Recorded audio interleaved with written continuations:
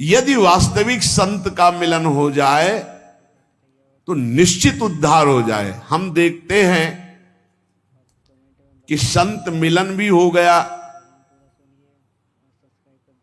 और हमारा कल्याण नहीं हुआ, हमारा दोष नहीं नष्ट हुआ, तो इसका मतलब है कि अभी हम उनकी आज्ञा पर नहीं हैं। जो आज्ञा कर रहे हैं उनका हम पालन नहीं कर रहे।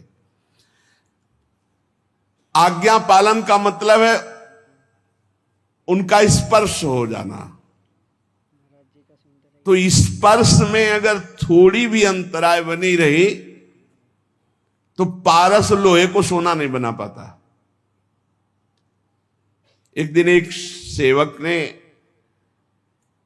संत से कहा कि मुझे बहुत धन की लालसा है। उनका मैं स्नान करके आता हूं, कुटिया में पारसमणि रखी, फिर दे दूंगा, आप अपने घर में लोहे में छुआ लेना तो सब सोना बन जाएगा, बड़े धनी हो जाओगे। वो स्नान करने के लिए गए नदी में, उसको बेचैनी हुई, पूरी कुटिया में ढूंढ डाला, कहां है पारसमणि। अब छोटी कुटिया पूरा ढूंढ डाला, कहीं नहीं मिली पारसमणि। संत जी आए तो उनका, भगवान इस कुटिया में पारसमणि कहां आपने छुपा रखी। छुपा क्या रखी, वो सामने रखी, लोहे की डिबिया में रखी, ला उठा के उनका, भगवान ये पारस कैसे हो सकती, जब लोहे की डिबिया कोई सोना नहीं बना पाई तो ये आप हमको क्यों बहलावे में डाल रहे हैं कि हम पारसमणि दे देंगे, आप लोहे में स्पर्श कराकर सोना बना लेंगे। तो उनका, रुक जाओ।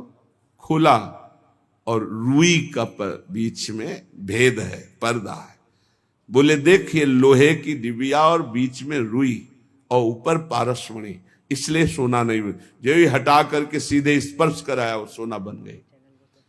जब तक हम मनमानी अहंकार से प्रेरित होकर आचरण करेंगे तो संत संग होने पर भी स्पर्श प्राप्त नहीं हुआ। नहीं तो लोहा स्वर्ण बन जाता है पारस के स्पर्श से, और संत आप उस सरिस चाहे सबकी ना, वो अपने समान बना देते हैं।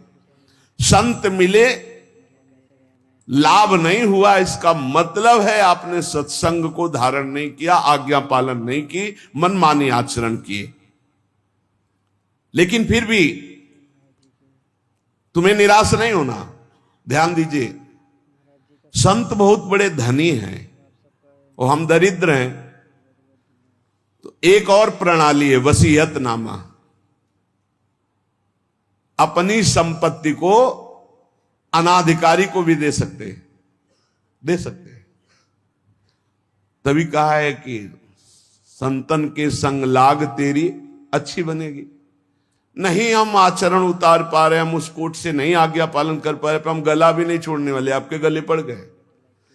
अब हम आपको छोड़ने वाले नहीं, आपका पीछा छोड़ने वाले नहीं, हम आचरणहीन हैं, आपके योग्य नहीं, पक्की बात, पर हम आपको छोड़ने वाले नहीं। ऐसे पीछे पड़ जाए, वो दुत्कारे, चलो उनके पीछे पड़ जाओ।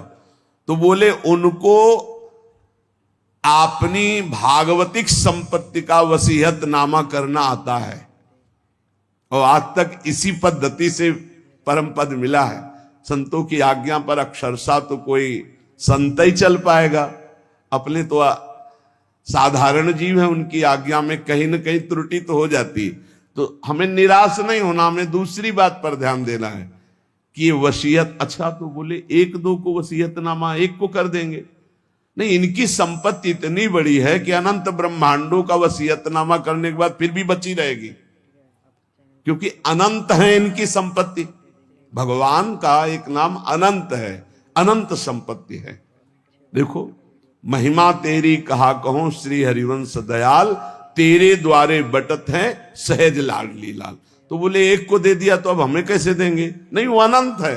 अनंतों की झोली में लाडली लाल डालने पर भी, दे देने पर भी उनकी संपत्ति सुरक्षित है।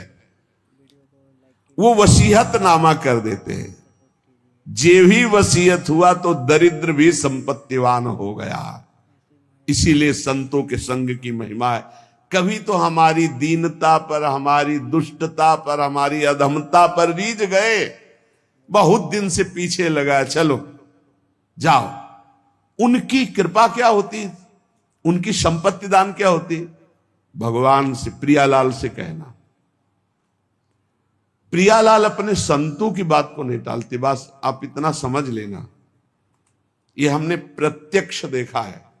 महापुरुषों की अनंत सामर्थ्य दरिद्र को तत्काल वसीयत करके संपत्तिवान बना देना बहुत कठिन। इसीलिए विषयी पुरुष को भगवान के मार्ग में लगाया जा सकता है, भक्ति के मार्ग में लगाया जा सकता है, बहुत कठिन है। पर उससे हजारों गुना कठिन है कि जो अभेद तत्व भक्ति में लगा है, अभेद भक्ति, ज्ञान भक्ति में, जो ये भी भगवान की एक अभेद भक्ति है, इसमें जो लगा हुआ है कि अहम ब्रह्मास्मि, उसको दासत्व में लाना, ये बहुत कठिन बात है। ये चमत्कार केवल महापुरुषों में होता है कि जबरदस्ती बलात् उसके हृदय को, जैसे राधा बाबा के हृदय को भाई जी ने बदल दिया, पैर छू के बदल दिया। देखो दाता कैसे हैं, पैर छू के वो वस्तु दी जो पैर छू के मांगने पे भी नहीं मिलती। अगर संत संग मिल गया है तो ये प्रमाद मत करना कि तुम उनकी अवहेलना करके हट जाओ। भाई इतनी बात पकड़नी है। पद्म पुराण में एक प्रसंग आया कि किसी प्राणी का शव जल रहा था। एक भगवत प्राप्त महात्मा वहां से निकले, उसके शव पर दृष्टि चली गई तो उसको नरक ले जाया जा रहा था। उस प्राणी को जिसका शरीर जल रहा था यमदूत नरक ले जा रहे थे, और उस भगवत प्राप्त महात्मा की दृष्टि पड़ गई चिता में जलती हुई, तो तत्काल वहां भगवत पार्षद आ गए, यमदूतों से छुटा के भगवत धाम ले, यात्रा बदल गई उसकी। नरक ले जा रहे तो भगवत धाम चलेंगे। मृत व्यक्ति की जली हुई चिता पे दृष्टि पड़ने मात्र से जब वो भगवत प्राप्ति के योग्य हो गया, तो जिंदा में उनकी दृष्टि पड़े, उपदेश हो, नाम कीर्तन सुने, उनकी आज्ञा पे रहे, तो उसको भगवत प्राप्ति नहीं हो जाएगी। इसमें क्या संशय?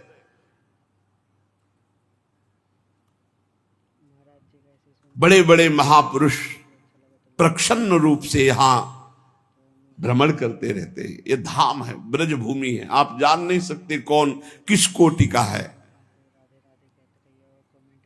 जहां लिखा हुआ है अवश्य में भोक्तव्यम कृतम कर्म शुभाशुभम, देख लो चमत्कार।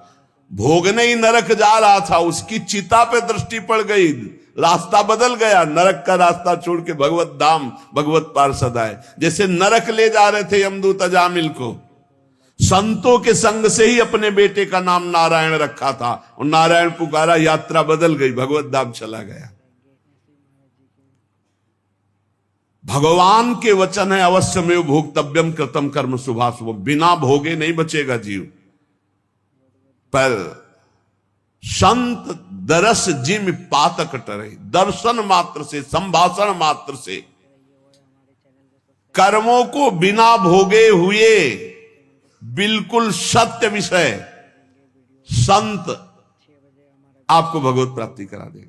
जो भगवान को प्राप्त संत है भगवत प्राप्ति करा दे, क्योंकि उनसे भगवान से बातचीत हो, भगवान से वो प्रार्थना करेंगे, तब वो सारा कार्य माफ भगवान ही करते हैं। योग माया पर्दा भगवान ही हटाते, पर प्रार्थना संत करते हैं।